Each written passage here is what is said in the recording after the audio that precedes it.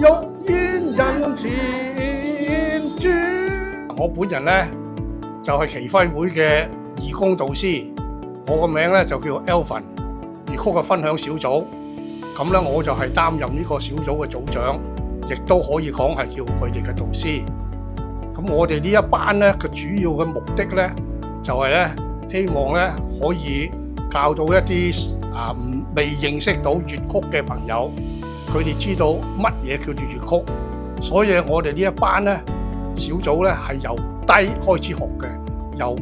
基本功，我哋主要咧就係同我哋解釋下乜嘢係點樣去練習呢個粵曲嘅基本功，